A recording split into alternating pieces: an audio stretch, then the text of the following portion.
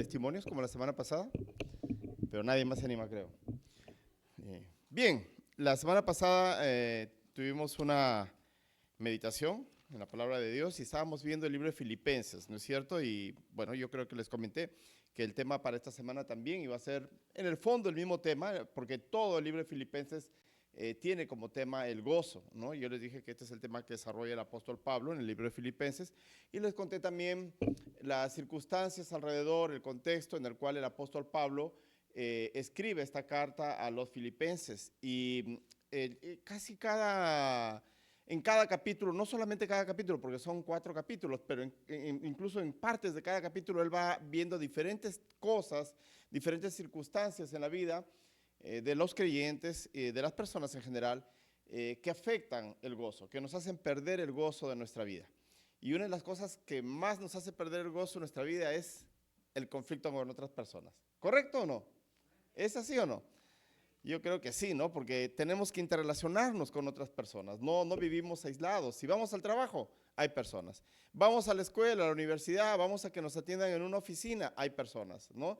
O estamos manejando en el carro, alguien nos adelanta, nos cierra ahí el pase, hay personas. O sea, siempre hay personas con quienes vamos a relacionarnos. Y las personas no necesariamente piensan como nosotros, no necesariamente tienen las mismas costumbres que nosotros, ¿verdad? Y entonces esas diferencias a veces puede hacer que cause conflictos entre uno y otros, no importando incluso si son de la misma familia, no importando incluso si son personas adultas, no importando incluso si se conocen muchos años y que tal vez dentro de la misma familia tienen varias costumbres que son similares. Los conflictos se van a dar y esto lo vemos desde el inicio de la humanidad. ¿Se acuerdan de Caín y Abel? 2 hermanos, ¿verdad? 2 hermanos ahí, pero uno de ellos no tuvo el mismo, vamos a decir, temor de Dios, no tuvo la misma actitud que tuvo el otro, en este caso Caín, y bueno, lamentablemente vemos que esas diferencias, esos conflictos tuvieron consecuencias muy graves. Así que Pablo nos enseña que una de las cosas que causan la pérdida del gozo, una de las mayores cosas que causan la pérdida de gozo en la vida de las personas es el conflicto con otras personas. Por ejemplo, en el caso de los adolescentes, muchas veces ellos se encuentran batallando con los adultos, ¿no? Creo que todos nosotros aquí, tal vez muy pocos, están todavía menores de edad, es decir, que no son adolescentes. Ya hemos pasado la adolescencia, algunos tenemos hijos adolescentes, o ya acabaron de pasar, pero a veces como que los chicos están compitiendo o están batallando con los papás, ¿no? Por diferentes cosas ellos en su vida. A veces no se necesita ser adolescente, a veces ya son personas jóvenes e incluso adultos, cuarentones, cincuentones, sesentones, como lo querramos decir, pero que hay en su corazón resentimiento por algo que pasó en su vida, alguna circunstancia que tal vez ni siquiera fue voluntaria por causa de sus padres, algo que pasó en familia, pero a ellos les marcó tanto que están guardando resentimiento por eso y tal vez la otra persona ni siquiera realmente sabe que eso pasó o yo hice eso, hasta tal vez lo hizo sin querer o sin darse cuenta o sin la intención realmente, pero ellos están guardando resentimiento en su corazón. Es más que resentimiento, están guardando amargura y recordemos, la Biblia nos dice que cuando se forman raíces de amargura, no solamente la persona se siente mal, sino que muchos son contaminados porque empieza a hablar con sus hermanos o con sus primos o con sus hijos, depende de con quienes más sea, y empieza a hablar mal de los otros y empiezan entonces a formarse estos grupitos, hasta en el trabajo, ¿verdad? Entonces se forman los grupitos con los amigos también. Las parejas en el matrimonio, muchos enfrentan conflictos. Hay conflictos por diferentes motivos, la comunicación que no es muy fluida, que no es muy clara, por problemas económicos, diferentes motivos. Y a veces los matrimonios terminan decepcionados, ¿no? Resentidos con su cónyuge. ¿Esto era el matrimonio? ¿No? Y para esto no me hubiera casado, piensan algunos. Y no es que el matrimonio no funcione, no es que el matrimonio esté mal. Nosotros recordamos que Dios instituye el matrimonio y lo instituye desde el inicio de la sociedad, desde el inicio de la humanidad. El problema está en las personas cuando dentro del matrimonio no sabemos manejar los conflictos, los problemas que se puedan dar entre esposo y esposa y entonces esa falta de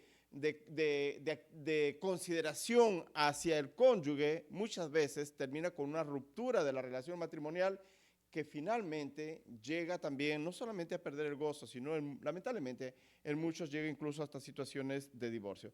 Entonces podemos ver bíblicamente que el conflicto mata el gozo, el conflicto destruye el gozo.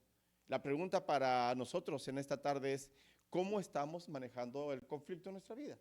Y si lo hacemos más específica, más individual o personalizada, la pregunta es, ¿cómo estás tú manejando el conflicto en tu vida? No me digas que no manejas conflictos. Probablemente hoy día has tenido conflictos en tu casa o en otro sitio donde estuviste con personas. ¿Qué haces cuando hay conflictos? ¿Cómo manejas el conflicto? ¿Le dejas de hablar a la persona? ¿Le dices habla con mi mano? ¿No le quieres prestar atención ahí? ¿Lo bloqueas? Es triste a veces cuando damos la consejería y entre cónyuges a veces se bloquean en el WhatsApp, se bloquean en el celular y no conversan en la casa y no pueden conversar si no están en la casa, ¿no? Y hasta se utiliza a los hijos como correo mensajero, que dile a tu mamá, que dile a tu papá, y el pobre hijo está de llevadero ahí, de mensajes ahí, y nosotros estamos haciéndolos sentir mal incluso a nuestros hijos y estamos formándolos mal, porque la manera como nosotros manejamos o llevamos nuestro matrimonio, estamos enseñándole a nuestros hijos, así es como se actúa en el matrimonio, hijo.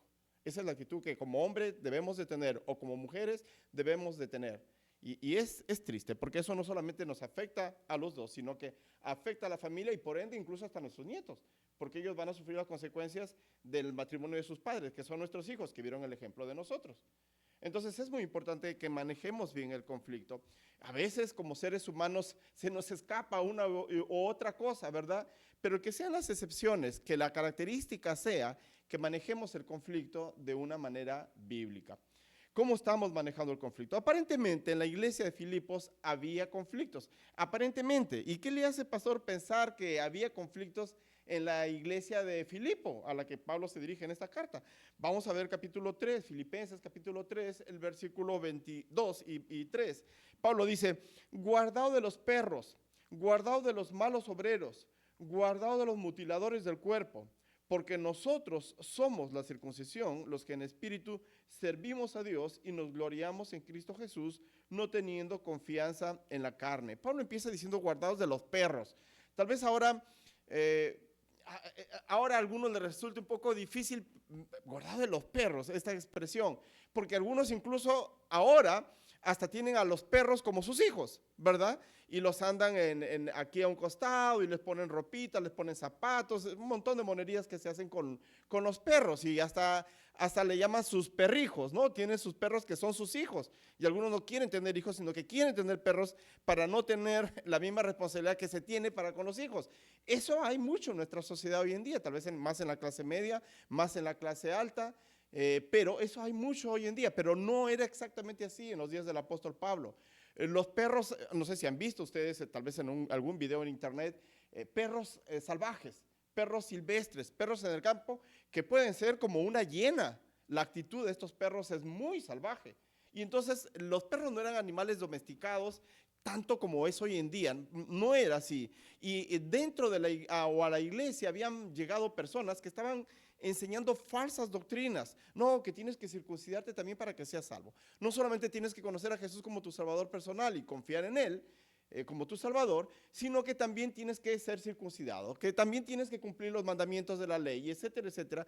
Y entonces estas personas, estos falsos maestros, estaban causando divisiones dentro de la iglesia por falsa doctrina que ellos estaban metiendo dentro de la iglesia. Entonces, había problemas, por eso es que Pablo le dice cuidado. Cuando le dice guardaos, en otras palabras le dicen cuídense, tengan cuidado de este tipo de personas, ¿no? Y había problemas de este tipo, pero no solamente había problemas de este tipo, parece que dentro de la iglesia también había algunas personas que no estaban actuando de una manera muy amigable la una con la otra. Dice en el capítulo 4, el versículo 2 y 3, dice, ruego a Evodia y a Síntique que sean de un mismo sentir en el Señor. Asimismo, te ruego también a ti, compañero fiel, que ayudes a estas que combatieron juntamente conmigo en el Evangelio, con Clemente también y los demás colaboradores míos, cuyos nombres están en el libro de la vida. Y estas dos personas, yo les dije la semana pasada, lean toda esta carta, es cortísima, así que en una media hora la pueden leer completa. Pero Pablo dice que estas dos hermanas que en algún momento estaban sirviendo juntas en la iglesia, estaban dispuestas a abrir su hogar para compartir la palabra de Dios, o para ayudar a otras personas necesitadas, como por ejemplo Dorcas también lo hacía, o para ayudar a aquellos hermanos que venían a predicar el evangelio, como el apóstol Pablo, Apolos y otros más. En algún momento ellas se habían estado muy fiel sirviendo dentro de la iglesia a Dios a través del servicio a los hermanos dentro de la congregación. Pero había llegado un momento que ¿qué habría pasado? No lo sabemos. No sé si tal vez la una le dijo a la otra, hola, ¿qué tal, hermana? ¿Cómo estás? Y la otra que estuvo absorta en sus pensamientos, pensando en otra cosa, en algún problema, distraída, no escuchó, no le respondió, y la otra dijo, no me quiere hablar, que se habrá creído. No sabemos, eso sí se puede conjeturar, pero el punto es que no se estaban hablando. Y en lugar de estar combatiendo por el evangelio, dice Pablo, ahora estaban combatiendo la una contra la otra. Se estaban mordiendo. En lugar de usar esa energía, esa creatividad para servir a Dios a través de su servicio al prójimo, hermanos de la iglesia o afuera, ahora más bien estaban mordiéndose la una contra la otra, estaban desperdiciando toda esa creatividad y esa energía que podían utilizarla y hacer juntas una sinergia que permita poder tener un mayor alcance en el servicio a Dios. Lo que estaban haciendo ahora era mordiéndose la una a la otra. Y entonces Pablo tiene conocimiento de esto y le dice ahí a los hermanos, por favor, ayuda a Evodia y a Síntique. ¿Tenemos Evodias y a Síntiques en nuestra iglesia? ¿Tenemos a Evodios y a Sínticos, por aplicarlo de una manera masculina, en nuestra iglesia? Porque no solamente eso se da entre mujeres, eso también se puede dar entre hombres. Se puede dar tal vez hasta entre hombres y mujeres realmente, porque es una condición pecaminosa. Y hombre o mujer tenemos una naturaleza humana que es pecaminosa. Así que por lo que vemos aquí, habían problemas por personas que metían enseñanzas falsas dentro de la iglesia, por personas que estaban sirviendo, eran hermanas en la fe, pero ahora estaban mordiéndose la una y la otra. Entonces Pablo, anticipándose a estos conflictos, a estos problemas que se daban dentro de la iglesia, y con el propósito de ayudar a la iglesia para que haya comunión, comunión, y esa comunión que nos habla la Biblia, creo que el pastor Juan Carlos lo mencionó en algún otro momento. En la Biblia, cuando se habla de comunión, la palabra griega es koinonia, y es una comunión íntima. No es solamente, no sé, como cuando ustedes han visto, muchos de ustedes habrán tomado el tren en México, no sé si han tomado el tren en México, en cualquier otro país, cuando se toma el tren la gente va aplastada, va apretujada, en Japón, Brasil, donde sea, la gente va muy apretujada. Y eso es estar juntos, pero no estar unidos. Y entonces el propósito de Pablo era que las personas estén unidas, una solamente, un solo propósito, un solo corazón como iglesia. Y entonces les escribe en el capítulo 1, en el versículo 27, y les dice, solamente que os comportéis como es digno del evangelio de Cristo, para que, o sea que vaya a veros, o que esté ausente, oiga de vosotros que estáis firmes en un mismo espíritu, combatiendo unánimes por la fe del evangelio. Pablo no era el pastor de esa iglesia. Ustedes saben que Pablo era un misionero, estableció una iglesia, la iglesia pasaba el tiempo porque él también les discipulaba, les ayudaba en su crecimiento espiritual, se formaba líderes, ellos quedaban a cargo de la iglesia, iba para allá, pasaban meses o años, iba a otro lugar a establecer otra iglesia, luego realizaba una segunda gira, un segundo viaje para visitar las iglesias que había establecido antes, formar nuevas iglesias. Y entonces Pablo no estaba ahí, dice, pero sea que yo esté presente o que no esté presente, es como si el pastor Juan Carlos dijera, ahora que estoy con ustedes o en el mes de julio que no voy a estar con ustedes, yo quiero saber que ustedes van a estar andando en la fe. No porque esté yo presente, sino porque ustedes tienen que agradar a Dios en sus vidas y tienen que tener eso claro en su mente, tienen que tenerlo muy, muy concientizado en sus vidas. ¿Y qué es lo que quería el apóstol Pablo? Dice, solamente que os comportéis como es digno del evangelio. Ese es el propósito. Y entonces, una vez más, otra pregunta. ¿Cómo es comportarse digno del evangelio? Si alguien te preguntara a ti, te dijera a ti, tú tienes que comportarte de una manera digna del evangelio. No sé si viene a tu mente la pregunta, ¿y cómo es comportarse digno del evangelio? Tal vez las personas no quieren entender, o algunos no se ponen a reflexionar un poco en lo que dice el texto bíblico, pero ¿qué implica comportarse digno del evangelio? implica vivir nuestras vidas de acuerdo a lo que nosotros creemos. Si yo creo esto de la palabra de Dios, yo debo vivir una vida consciente con lo que yo sé de la palabra de Dios. Y eso es integridad, ¿verdad? Cuando hay un equilibrio entre mi reputación y mi carácter. Cuando no es que solamente mi reputación, la forma como me muestro afuera, los que no son mi familia, mi trabajo, mis amigos, me muestro de una manera, pero en mi casa, los que me conocen, me muestro de otra manera. Eso no es integridad, eso no es vivir una vida digna del Evangelio. Entonces Dios no está conforme con aquellas personas que dicen ser cristianos, pero que no viven una vida digna del Evangelio. La gente en tu trabajo sabe que tú eres un cristiano. Hay dos formas como lo podrían saber. Uno, porque tú lo digas, ¿verdad? Pero el otro es porque tú lo vivas. Porque tú vivas de una manera distinta a lo que el mundo vive. Si los demás, cuando no está el jefe, están haciendo hora, no sé, llenando un pupiletras, haciendo sudoku, llenando un crucigrama, y cuando ya ve que es la hora que no sé, va a pasar por ahí la ronda del supervisor, o que está cerca de las cámaras ahí en la zona de trabajo, y entonces se pone mosca, ¿no? Se pone muy atento para que digan que está trabajando, él lo está haciendo por el ojo humano, nada más. Pero no está haciendo las cosas como debiera de hacerlo. Y hoy en día, lamentablemente, muchos cristianos se camuflan con el mundo y se mimetizan con el mundo y viven como el mundo vive. Y la gente no puede notar que ellos son cristianos. Y es más, si ellos dijeran que son cristianos, la gente tal vez voltearía extrañados a mirarle y decirle, ¿qué? ¿Tú eres cristiano? ¿Tú eres evangélico? Yo entendía que ellos, no sé, no toman, que ellos no miran cosas deshonestas, que ellos no envían imágenes deshonestas, que ellos no dicen groserías. ¿Y tú dices que eres cristiano y en el grupo haces esto? ¿O en las reuniones que tenemos haces esto? Recuerden una ocasión cuando la jefa de logística de nuestro colegio, allá en la iglesia en el Perú, estaba pasando visita con 2 personas ahí alrededor y ella le estaba compartiendo que somos un colegio cristiano y le estaba compartiendo el evangelio y etcétera. Y entonces uno de las 2 personas que vinieron ahí de visita, eran 2 varones, dijeron, él dijo, yo soy cristiano, ¿no? Y el otro le dijo, ¿sí? ¿Tú eres cristiano? No sabía, no me habías dicho nada, nunca, o sea, ni con su testimonio ni con sus palabras había dicho que era cristiano. Realmente, a veces nos encontramos en esa condición. ¿Cómo ser luz del mundo y la sal de la tierra si no estamos viviendo, como Pablo dice aquí, que ya sea que esté presente o que esté ausente, compórtense, vivan de una manera digna del Evangelio? Esa es la forma, eso es lo que nos toca a nosotros vivir como creyentes, vivir de una manera digna del Evangelio, que nuestras expresiones también respalden nuestras acciones. ¿Es tan difícil para un cristiano hacer valer su palabra? La Biblia dice que nuestro sí sea sí y nuestro no sea no, ¿verdad? Nosotros no tenemos que decir, no sé, por la luz bendita, por no sé, cualquier otra cosa para que la gente nos crea en lo que estamos diciendo es verdad. Si nosotros siempre decimos la verdad, la gente va a creer lo que nosotros decimos. Entonces nosotros tenemos que tener una palabra que realmente la gente lo valore, la aprecie y entienda que nuestra palabra es confiable. En 2 Corintios capítulo 3, en el versículo 2, Pablo, no a los filipenses, a los corintios, les dice, nuestras cartas sois vosotros, escritas en nuestros corazones, conocidas y leídas por todos los hombres.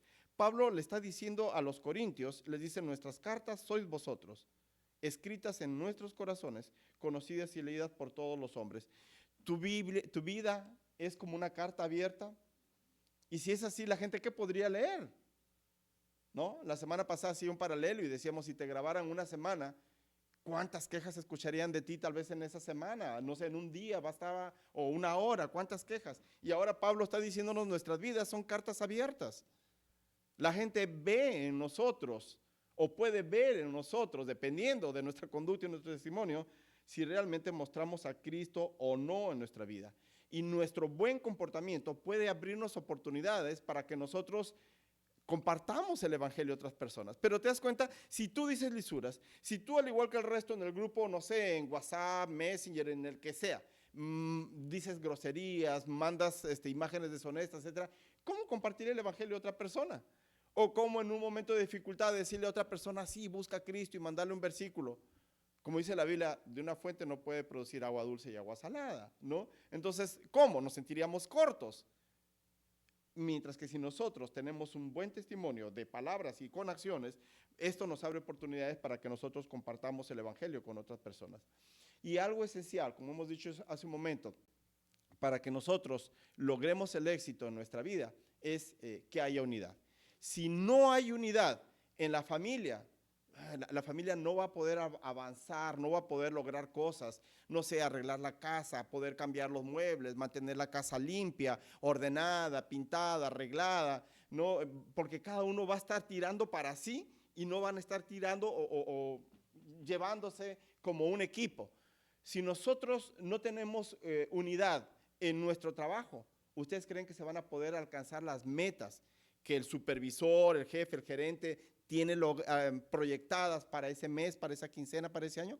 Tampoco, si no hay unidad. Si no hay unidad en un equipo de fútbol, ¿se va a poder alcanzar la meta de ganar el partido? No, eso es cuando a veces se critica y cada uno de ellos es, en Perú decimos figuretti, no sé en dónde más se usa esa palabra. Figuretti es, la persona le gusta que se atrae la atención hacia sí. Y no juega en equipo, sino a él le gusta llamar la atención, no da el pase para que el otro que está más cerca pueda meter el gol. Él quiere meter el gol, aun cuando está lejos y tal vez le es difícil, pero él y no juega en equipo. Entonces, si no hay unidad, no vamos a poder lograr metas como familia, como compañeros en el trabajo, como iglesia tampoco. Porque estaríamos como Evodia y Sinti, que perdiendo oportunidades, energía, creatividad para poder alcanzar las metas que Dios quiere para la iglesia. Y Pablo, en este texto, en Filipenses, nos enseña cómo es que nosotros podemos tener unidad. En el capítulo 2, el versículo 1 y 2, Pablo dice, por tanto, y recordemos que por tanto es como una conclusión de algo que se ha dicho anteriormente. Entonces, de lo que él ha venido hablando en el capítulo 1, él concluye con esto que empieza en el capítulo 2 y dice, por tanto, si hay alguna consolación en Cristo, si algún consuelo de amor, si alguna comunión del Espíritu, si algún afecto entrañable, si alguna misericordia, completad mi gozo. ¿Cómo es que se puede completar ese gozo? Sintiendo lo mismo, teniendo el mismo amor, unánimes, sintiendo una misma cosa. Entonces, si el conflicto destruye el gozo, la unidad es la que provee gozo. Y el verdadero gozo, ya hemos hecho una distinción, ¿no? La semana pasada, cuando la hermana compartió su testimonio, veíamos ahí estas distinciones entre felicidad, alegría, gozo. El gozo viene de adentro, de nuestro interior, ¿no? El gozo es más que la felicidad o la alegría que tiene que ver con las cosas externas. Es algo que emana de nuestro interior, viene desde adentro.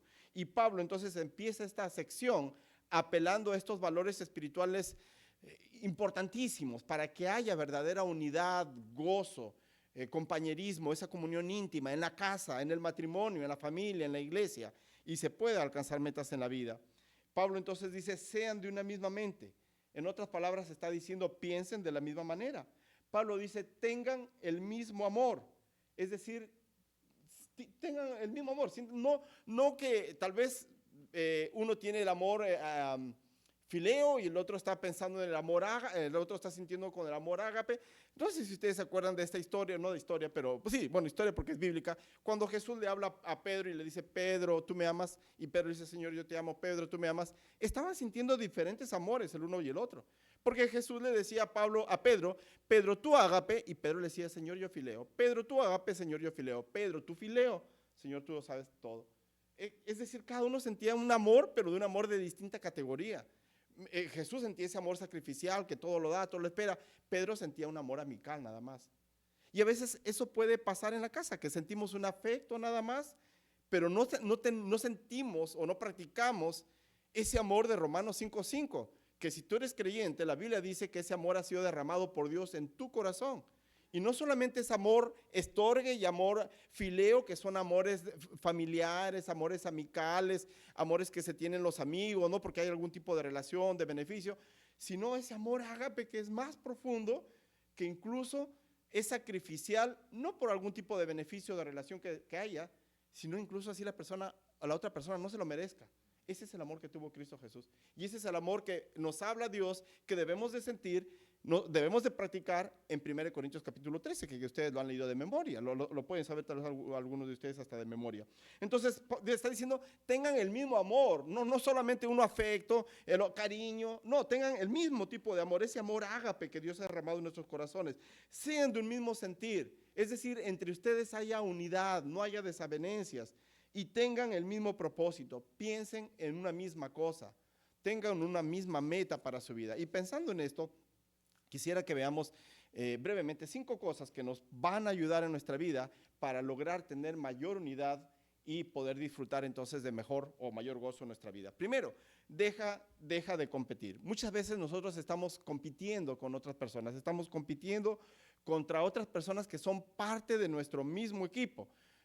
Tenemos envidia de otros, tenemos inseguridad en el fondo de nuestro corazón, y eso es lo que nos causa que nosotros compitamos con otros, y en vez de complementarnos, estamos compitiendo.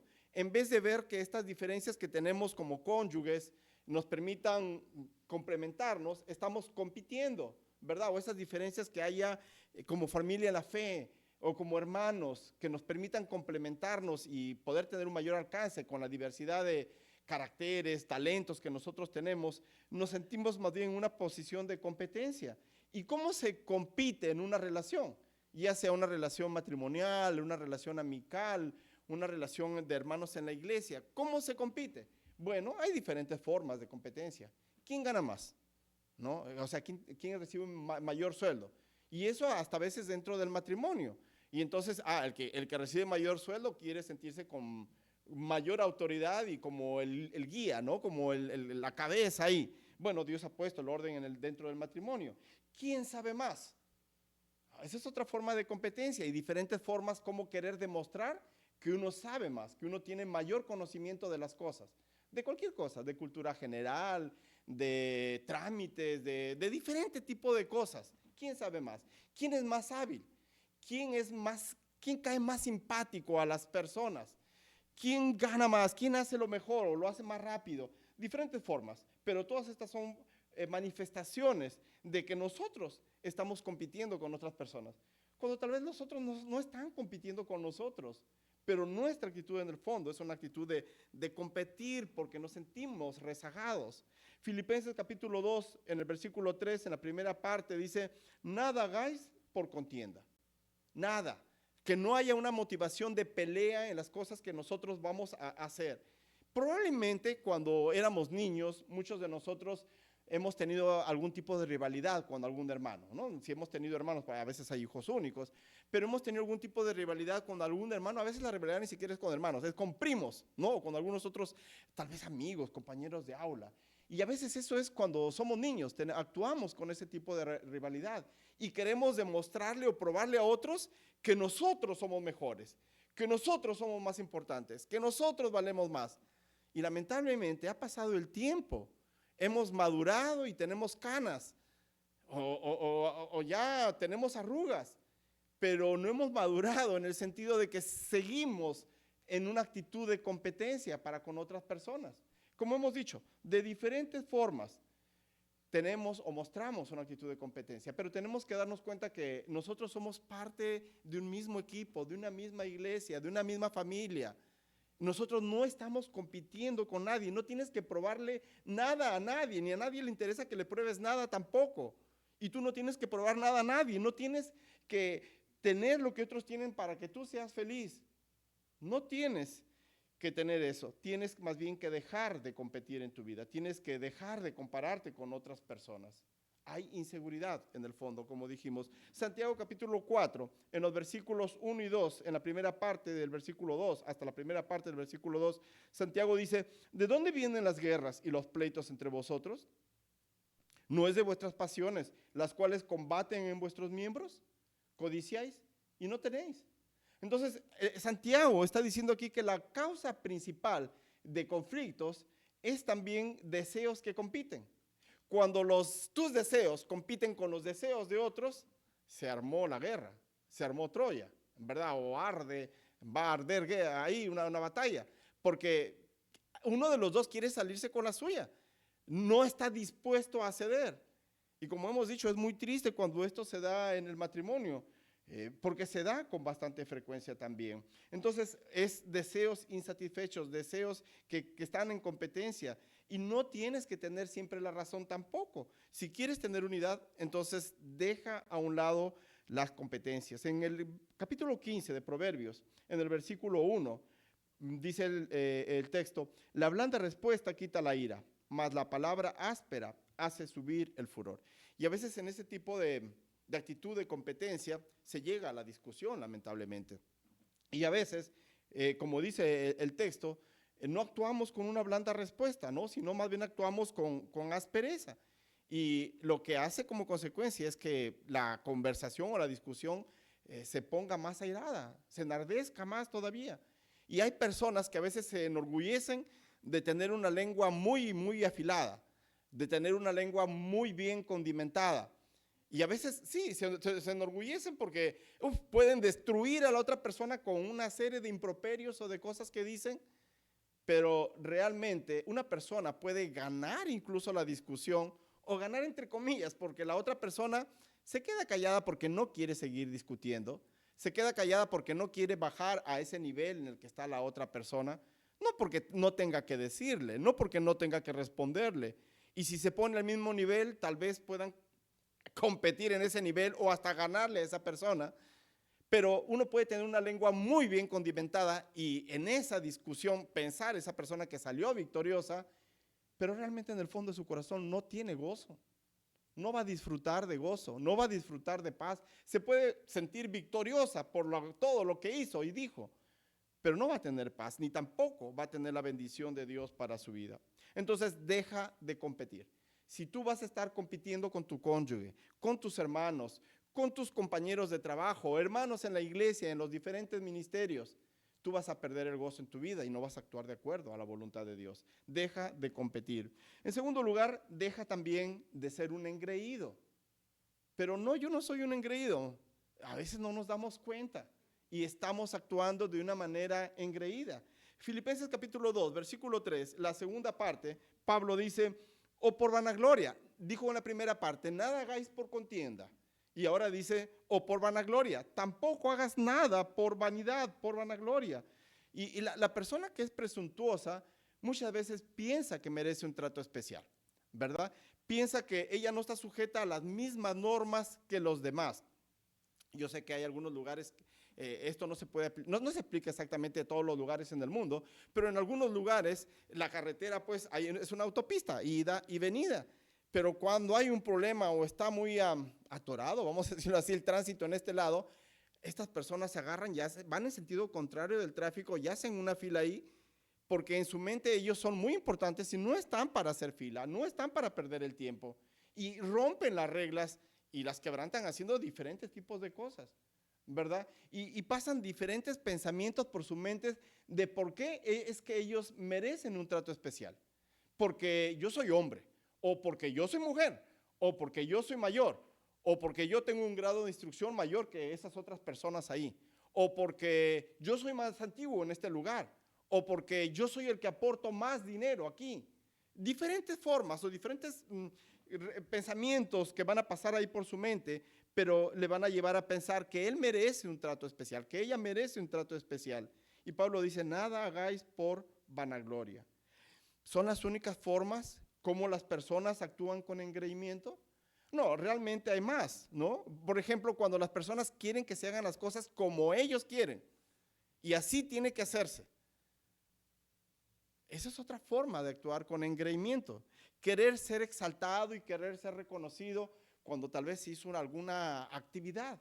No sé, se hizo un proyecto, un día ahí de actividad especial en el trabajo o en el ministerio, en la iglesia, un teatro o algo. Queremos ser reconocidos, queremos que nuestro nombre se lo mencione, se diga.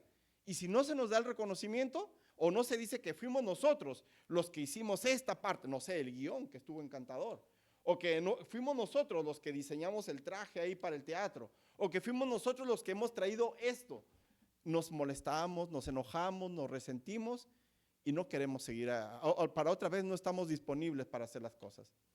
Y nos olvidamos que la Biblia dice que cuando nosotros estamos sirviendo a Cristo el Señor, servís, dice las Escrituras. ¿verdad? Y si nosotros, Pablo nos enseña en otras partes, en otras cartas también, que lo lo hagamos como para el Señor. Y el Señor es el que está viendo y al Señor no se le pasa. Porque a veces como seres humanos se nos pasa, estamos con tantas cosas en la cabeza tal vez que entre las personas y queremos agradecer a tal por tal, y por ahí se nos olvidó uno o dos nombres. Pero a Dios no se le olvida tu nombre. A Dios no se le pasa tu nombre. El Señor está viéndolo todo. Y más que el reconocimiento, que salga mi nombre ahí en la lista de todos los que dieron o hicieron algo, o que el jefe o el pastor o alguien ahí en esa actividad diga que yo participé en esto, yo creo que lo que más nos debe interesar es que lo estamos haciendo para el Señor no se le pasa por alto y el Señor va a darnos la recompensa en su momento. ¿Ven? Y entonces eso nos lleva a que tenemos que hacerlo con excelencia, de la mejor manera. Porque todo lo que hagáis, la Biblia dice, hacerlo como para el Señor. Porque a Cristo el Señor servís. Y es más, dice que no debemos hacerlo para el ojo humano, lo que ya he mencionado hace un momento, sino que debemos hacerlo como para el Señor. Y una persona egoísta muchas veces no puede ver a las demás personas. Esa persona no reconoce en su vida que está equivocado porque se mira a sí mismo y está pensando solamente en sí mismo. Y no reconoce que tiene una actitud egoísta, que tiene una actitud engreída.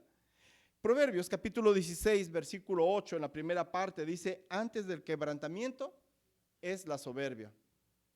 Queremos ser quebrantados, queremos ser doblegados. Si nosotros no somos humildes, Dios en algún momento va a obrar en nuestras vidas, ¿verdad? Para darnos una lección. Proverbios capítulo 13, versículo 10, en la primera parte dice, ciertamente la soberbia, ¿qué concebirá? Contienda. La soberbia, el orgullo, ¿no? Y estas cosas ahí que van relacionadas, la vanidad, lo que va a terminar o va a dar a luz como consecuencia es problemas, contiendas, pleitos, disensiones, divisiones dentro de aquellas personas que están con este tipo de actitud. Así que recuerda, la primera causa de conflicto es las competencias que hay entre las personas. La segunda causa de los conflictos es el orgullo personal, el engreimiento con el cual actuamos a veces en nuestra vida, ese egoísmo que no reconocemos que estamos equivocados. En tercer lugar, deja de criticar y más bien aumenta tu humildad. Dice en el libro de Filipenses, en el capítulo 2, la tercera parte del versículo 3, el apóstol Pablo dice, estimando cada uno de los demás como superiores a él mismo. ¿A qué se refiere Dios cuando inspira al apóstol Pablo, el Espíritu Santo exactamente?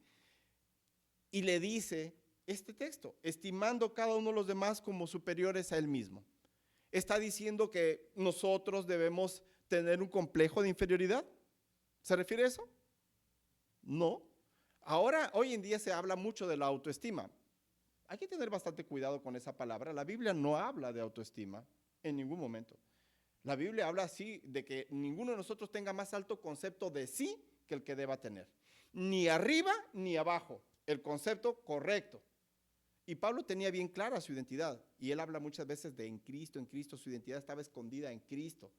Ni creerme más que los demás, ni tampoco menos de los demás y tener un complejo de inferioridad en la vida. Tener el concepto correcto, ¿verdad? Y entonces en esta parte dice, estimando cada uno de los demás como superiores a él mismo. Ustedes saben el otro texto que dice, ninguno piense más de sí, sino que debemos de pensar con cordura en nuestras vidas. Entonces cuando Pablo dice superior, que debemos considerar a los demás como superiores al mismo, superior tiene que ver con algo digno de respeto. Es decir, así como tratas a tus jefes, así como tratas tal vez al gerente, o así como tratas al supervisor cuando estás en el trabajo, así debes tratar también a las demás personas en tu vida. Pero no lo hacemos, ¿verdad? Muchas veces no lo hacemos. Si es el jefe, miramos arriba y entonces somos más amables, más pacientes, etcétera, etcétera. Pero si más bien están subordinados a nosotros, a veces hasta puede haber una actitud déspota en la forma como tratamos a las personas.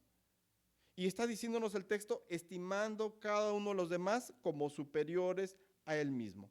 En otras palabras, parafraseando este texto, el trato que debes dar a las demás personas es tratarlas a esas personas así como tratas a las personas que tienen autoridad sobre ti en tu vida, actuando con humildad. Y humildad no es que tú pienses menos de ti mismo. Humildad es que no pienses nada de ti, porque el enfoque no va a estar en ti, el enfoque va a estar en otro. Dejas de enfocar en ti para enfocar en otro. La persona que piensa que es humilde no lo es. Imagínate a alguien diciendo, ay, ¿verdad? No soy humilde. O sea, es ilógico, no está siendo humilde. ¿No es cierto? Cuando las personas actúan con humildad, lo hacen inconsciente, o sea, no lo hacen conscientemente, oh, voy a actuar con humildad y actuar, sería casi un poco fingidamente, ¿no? Si es que lo hace así. Entonces la persona que actúa con humildad ni sabe que está actuando con humildad, porque su enfoque es suplir una necesidad. No le importa si él es el jefe. Es como cuando no te importa si tú eres el papá o la mamá y ellos son tus hijos, pero si hay una necesidad de atenderlos, porque no sé, los ves arrojando, ¿no? Vomitando, y vas y corres rápido, no importa si te ensucias, quieres ayudarlo, o es tu mamá, tratas de atenderle a la otra persona, estás actuando con humildad en tu vida. Esa es la actitud que nosotros debemos aprender en nuestra vida. Necesitamos aprender a actuar con humildad. Santiago capítulo 4, versículo 11 y 12 dice, hermanos, no murmuréis los unos de los otros. El que murmura del hermano y juzga a su hermano, murmura de la ley y juzga la ley. Pero si tú juzgas a la ley, no eres hacedor de la ley, sino juez.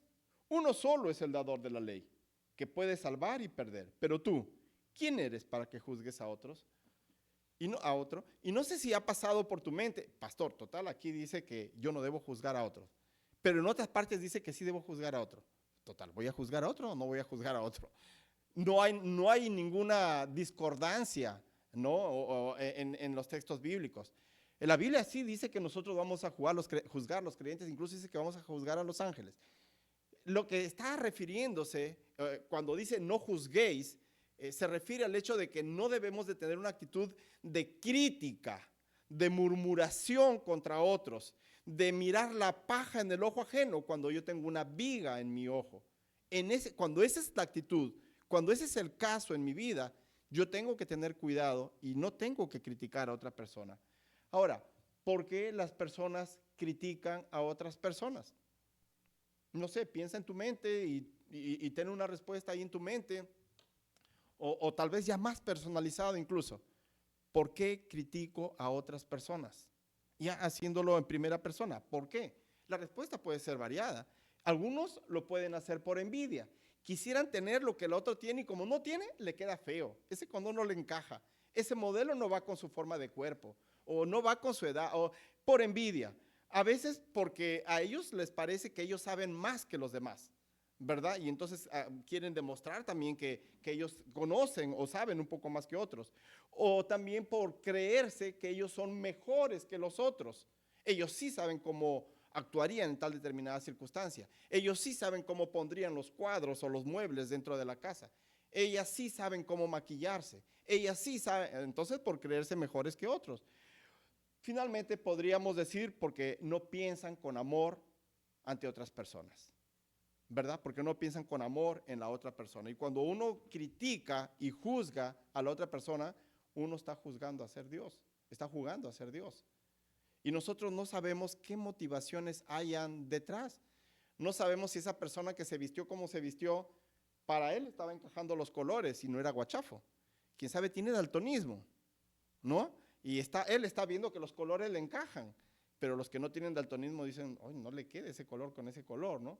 Y tal vez esa persona no tenía a quien preguntarle, oye, ¿esto va con este color? No sabemos qué cosas hayan no sabemos si no tenía otra ropa que ponerse, hermanos. O la ropa estaba arrugada, estuvo sucia, se fue la electricidad y no pudo lavar la ropa y no pudo planchar la ropa. No sabemos qué otras cosas más hayan detrás de la vida de esta persona, ¿no? O tal vez tiene un problema con su columna o un problema y por eso es que no puede doblarse y estamos ya criticando hasta la forma como se mueve o cómo camina. Estamos jugando a ser dioses y hay que tener cuidado. Y el problema es que a veces nos parece divertido criticar.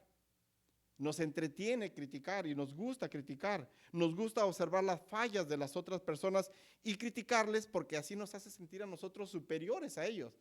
Nos hace sentir mejores a ellos. Pero está bien, ante los ojos de Dios, definitivamente que no. Definitivamente que la Biblia dice todo lo contrario. Primera de Pedro, capítulo 5, el versículo 6, Dice, humillaos pues bajo la poderosa mano de Dios, para que Él os exalte cuando fuere tiempo. Humíllate en la presencia del Señor. Era la letra de una canción muy antigua que cantábamos en nuestra juventud. Y eso es lo que dice el texto. Humillaos pues bajo la poderosa mano de Dios. Y Él va a exaltar en su momento, cuando fuere tiempo, cuando fuere necesario. Él sabrá. Lo dejamos al Señor. Así que si quieres tener verdadero gozo en tu vida, deja de criticar y no juzgues a las otras personas. Porque en el fondo esta persona que está criticando, gozo, no siente. Sentirá un vacilón en el rato, sentirá una algarabía o una alegría, ¿no? Por lo que criticó. Pero gozo, paz, no puede gozar de ello en su corazón. Así que recuerda, la tercera causa de conflicto es criticar a las otras personas. Así que estima a las personas y darles el debido respeto. No hacerlo nos lleva a tener mayores conflictos en la vida y tener menos gozo, disfrutar menos de la familia, del cónyuge, de los hijos, de los amigos. Cuarto paso, cuarta actitud que debemos nosotros practicar es consideración, demostrar consideración a las otras personas. Pablo dice en Filipenses en el capítulo 2, el versículo 4, si se dan cuenta estamos avanzando poco a poco. Pablo dice, no mirando cada uno por lo suyo propio, sino cada cual también por lo de los otros. No mirando cada uno por lo suyo propio, sino cada cual también por lo de los otros. Hay muchas personas que, no sé si has escuchado la expresión mirarse el ombligo. ¿No se han escuchado alguno de ustedes la expresión? ¿No la han escuchado? Mirarse a sí mismo nada más, no está mirando a otras personas, le interesa solamente él. ¿Qué le importa al resto si alcanzó, no sé, la ensalada para todos, o si la otra persona está bien sentada, o si tal vez a la otra persona ese asiento es incómodo y este de acá es más cómodo, o le está dando el sol, o hace mucho frío? A él le importa estar él cómodo, a él le importa tener el mejor lugar. Y realmente no toma en cuenta los intereses de otras personas, solamente toma en cuenta sus intereses. En griego tenemos la palabra skopos, cuando dice Pablo, no mirando cada uno por lo suyo propio. Esa palabra mirando en griego, ¿y por qué vamos al griego? Porque el Nuevo Testamento fue escrito en griego. Entonces, en griego, esta palabra mirando es skopos. Y ustedes se han de acordar, ¿no? Microscopio. ¿Se acuerdan? Telescopio. El telescopio, tele lejos, me permite ver de lejos. Algo que a simple vista yo no lo vería, pero si tengo un telescopio puedo ver, no sé, la punta del cerro y que hay una cabra corriendo por allá. Esos detalles que no lo vería a simple vista. El microscopio me permite ver en detalle algo que está en una placa, en una lámina, y que a simple ojo yo no lo vería. Pero si lo miro bajo el microscopio, voy a poder ver las amebas, las bacterias que están dando vueltas por ahí.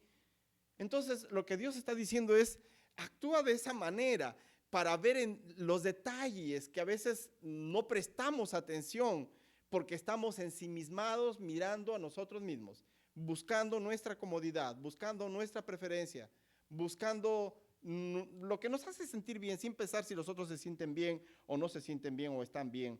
Entonces tenemos que hacer caso a las necesidades de los demás. Cuando no hacemos caso a ello, es que entonces nosotros tenemos problemas en el matrimonio, problemas con los hijos, problemas con los que trabajamos. Así que necesitamos mirar y escuchar. Mirar y escuchar. Esa imagen, ¿han visto ustedes a veces la imagen de las personas tomando desayuno y que el esposo está ahí leyendo el periódico y se está perdiendo de mirar a su cónyuge y a sus hijos? Cuando conversamos con alguien, ¿no te gustaría o no te gusta que la persona con quien conversas te esté mirando?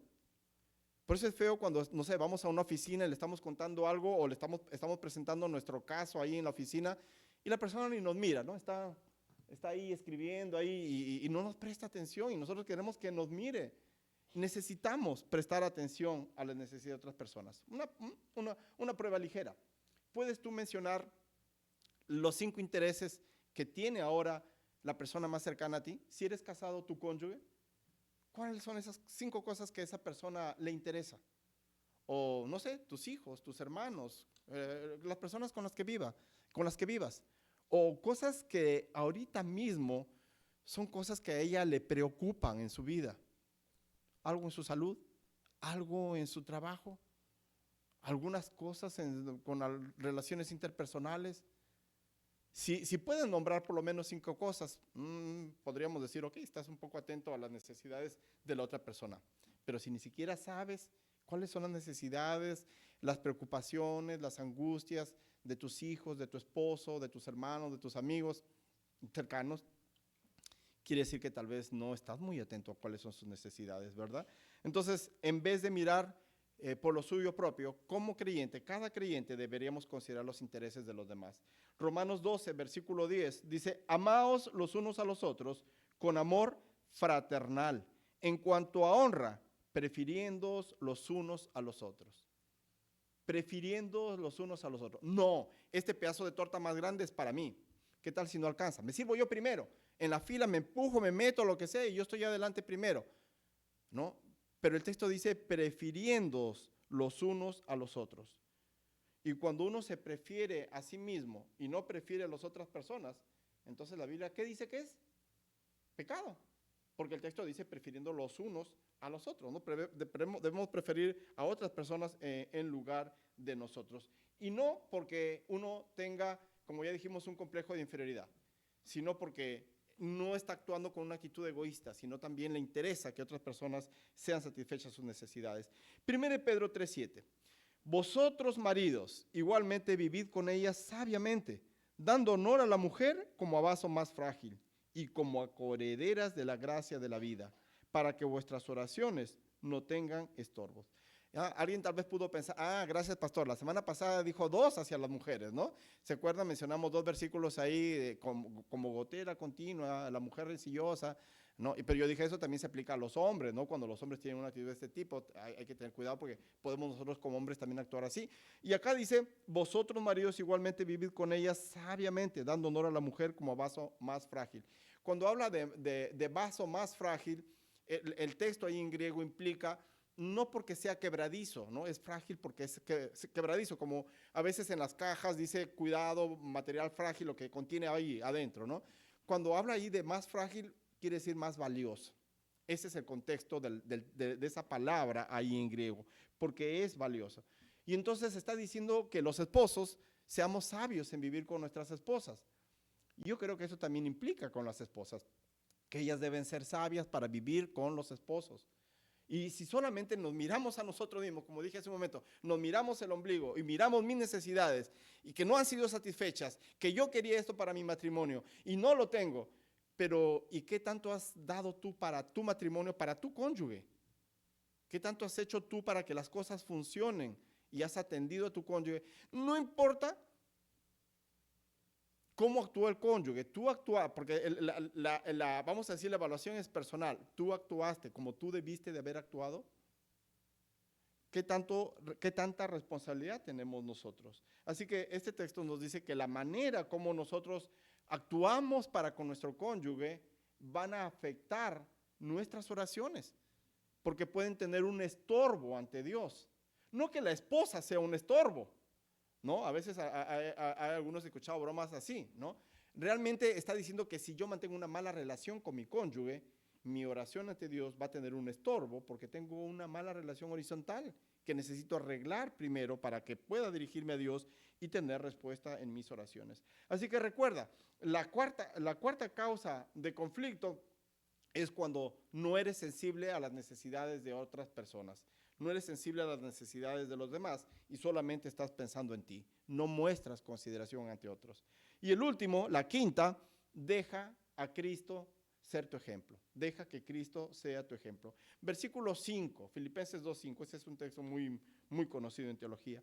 Haya pues en vosotros este sentir que hubo también en Cristo Jesús. Vamos a dejarlo hasta ahí, hasta esta parte en este momento. Y Pablo dice, ustedes vivan, sientan como Cristo sintió. Haya pues en vosotros este sentir que hubo también en Cristo Jesús.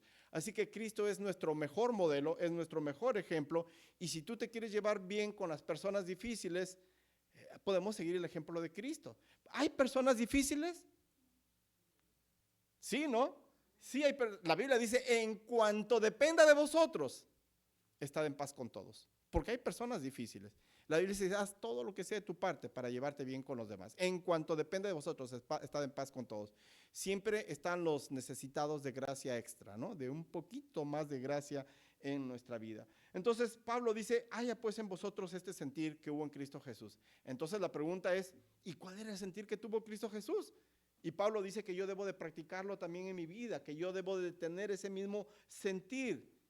¿Cuál es ese sentir? Versículos 6 al 8. Dice, el cual siendo en forma de Dios, no estimó el ser igual a Dios como cosa a que aferrarse, sino que se despojó a sí mismo, tomando forma de siervo, hecho semejante a los hombres, y estando en la condición de hombre, se humilló a sí mismo, haciéndose obediente hasta la muerte y muerte de cruz. Y ya nos completó más la idea de cuál es el sentir que ha tenido Cristo Jesús, que tiene Cristo Jesús y que debemos tener nosotros. Primero dice, el cual siendo en forma de Dios, no estimó el ser igual a Dios como cosa a que aferrarse. Cuando dice el cual siendo en forma de Dios, no quiere decir que Cristo no era Dios, que era en forma de Dios, no quiere decir eso. Lo que quiere decir en griego es el cual siendo en esencia Dios, el cual siendo Dios mismo. ¿Qué es lo que hizo? Bueno, Cristo no insistió en sus derechos, ¿verdad? Sino que Él mostró amor y Él se entregó voluntariamente. ¿Por quiénes? Por personas que no merecíamos el amor ni el perdón de Dios. Isaías 53 dice, cada uno se apartó por su camino y se descarrió y le dio la espalda a Dios. Y no pensó si lo que estaba haciendo le agradaba o no a Dios. No le interesaba si sus pensamientos glorificaban a Dios o no con lo que él estaba pensando, diciendo o haciendo. No le importaba. Cada uno se apartó por su camino. Y la Biblia dice que, ¿qué es lo que hizo Dios?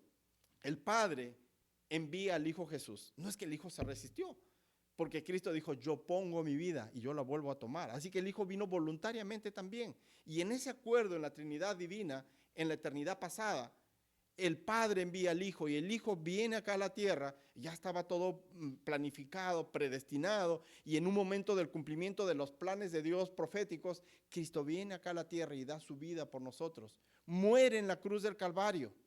Y al morir en la cruz del Calvario, Él derrama su sangre, que es el precio perfecto para nuestro rescate de la condenación al infierno, para poder tener vida eterna. La Biblia dice que Dios fue propicio, el Padre fue propicio con nuestros pecados. ¿Qué significa propicio? Que Dios queda satisfecho en sus justas demandas por el pecado. ¿Las buenas obras nos podían salvar? No. ¿Un rito religioso nos podía salvar? No. ¿Un rito o algo que habían hecho nuestros padres, llevarnos a la iglesia desde pequeño, la circuncisión, la primera comunión o lo que sea? No. Nada de eso satisfacía al Padre, a Dios, porque Dios dijo que el alma que pecare, esa morirá. Solo la muerte de Cristo en la cruz, derramando su sangre, ese era el precio perfecto para rescatarnos de la condenación del pecado. Eso es lo que significa propicio. Dios queda satisfecho en sus justas demandas por el pecado. Solamente la sangre de Cristo nos podía salvar. Y entonces Cristo muere en la cruz del Calvario, derrama su sangre ahí, mas eso no hace que automáticamente toda la humanidad sea salva. Viene en un momento y le preguntan al apóstol Pedro y le dice, cuando Pedro les dice que son pecadores y les presenta su condición delante de Dios, pecadores, alejados de Dios y condenados a la eternidad en el infierno. Y estas personas le dicen, entonces, ¿qué hacemos para ser salvo? ¿Y cuál es la respuesta de Pedro? Arrepentidos y convertidos. Como seres humanos, cada uno de nosotros necesita reconocer que es pecador, que ha ofendido a Dios con sus pecados. Necesita arrepentirse de sus pecados y pedirle perdón a Dios por haber pecado contra Él. Solo entonces, cuando esa persona, cuando tú, yo lo he hecho en algún momento de mi vida, y tú, si eres hijo de Dios, yo supongo lo has hecho, definitivamente tienes que haberlo hecho en algún momento de tu vida. Y si no lo has hecho hasta ahora, yo te animo a que lo hagas hasta ahora. Reconocer que eres pecador, arrepentirte de tus pecados por haber pecado contra Dios, pedirle a Él que te perdone por tus pecados y creer que Jesús es Dios, que murió en la cruz para pagar por tus pecados, tu rescate, confiar en Él para tu salvación. Y la Biblia dice que el que tiene al Hijo, tiene al Padre, el que tiene al Hijo, tiene vida eterna. Y en ese mismo momento es que dice la Biblia, la persona ha sido regenerada, ha nacido de nuevo, ha pasado de muerte a vida. Y ahora sí tiene vida eterna. No es que cuando se va a morir, entonces empieza la vida eterna.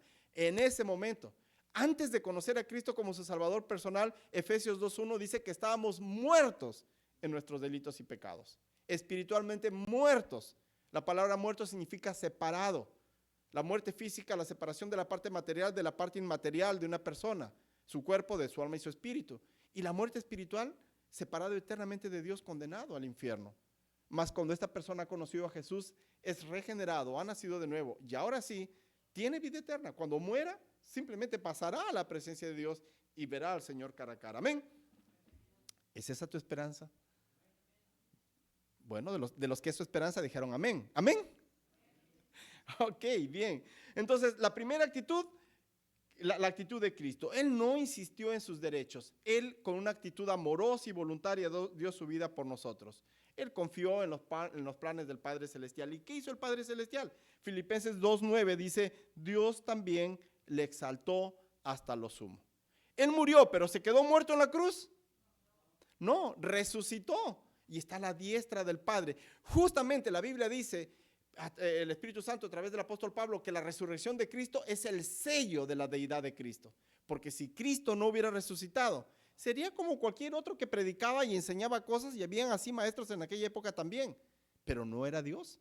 Y entonces su muerte en la cruz no hubiera sido el sacrificio para salvarnos de nuestros pecados. Mas Cristo resucitó y Dios el Padre lo exaltó hasta lo sumo. En segundo lugar, de este mismo texto, ¿qué es lo que tenemos que hacer? Dice el versículo, sino que se despojó a sí mismo, tomando forma de siervo, hecho semejante a los hombres. Y la actitud de Cristo entonces fue una actitud de siervo, ¿verdad? Con humildad. Él vivió y actuó como un siervo. Cristo tomó la actitud de siervo y Él lo hizo esto por ti, por mí, para que podamos tener vida eterna.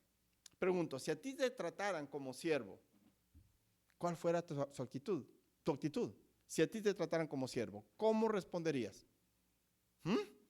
¿No sabe que yo soy universitario? ¿No sabe que yo tengo una maestría y un doctorado y un posgrado, soy un PhD?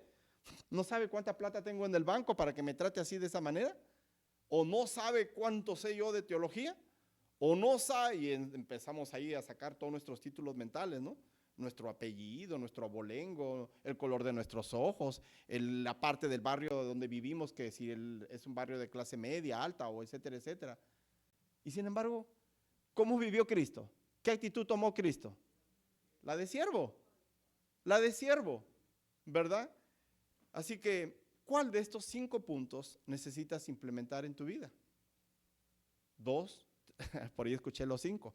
Sí, a veces necesitamos los 5, claro que sí. Y no pensemos, oh, ya lo alcancé los 5, ya lo tengo.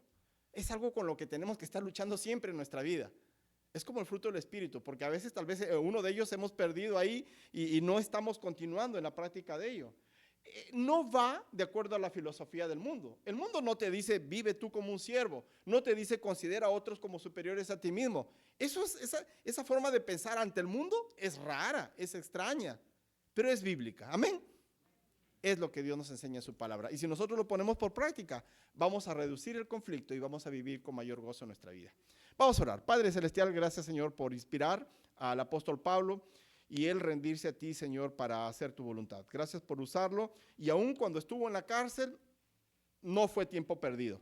Tenemos el tremendo beneficio nosotros ahora y cuántas personas en el mundo de haber gozado de las bendiciones de estas cartas que él escribió durante ese tiempo que estuvo en la cárcel. Gracias, Señor, por estas lecciones a nuestra vida. Te pedimos que nos ayudes a practicarlas, Señor, para poder gozar de mayor gozo, valga la redundancia, en nuestras vidas y poder así disfrutar esa vida en abundancia que tú nos has prometido, Padre. Oramos en el nombre de Cristo Jesús. Amén. Gracias. Yo lo hago, hermana. Yo lo hago. Gracias, iglesia. Gracias, pastor. Es una bendición para nosotros, amén. Tener la palabra que viene desde Perú, ¿no? Sí, hasta diciembre, lo veremos en diciembre. Pero gracias, pastor Salvador. Vamos a pasar abajo. La hermana Maribel tiene una invitación de comida que hizo por su cumpleaños, que fue la semana pasada. Vamos a celebrarle hoy. Están invitados todos. Vamos a orar por eso, rapidito. Dios Padre, gracias por esta tarde. Gracias por tu mensaje en esta tarde. Gracias por cuánto nos amas y cuánto quieres estar en comunión con nosotros, Padre. Te pido que nos ayudes a recordar este mensaje para aplicarlo en nuestras vidas diarias, Padre. También te quiero pedir por el cumpleaños de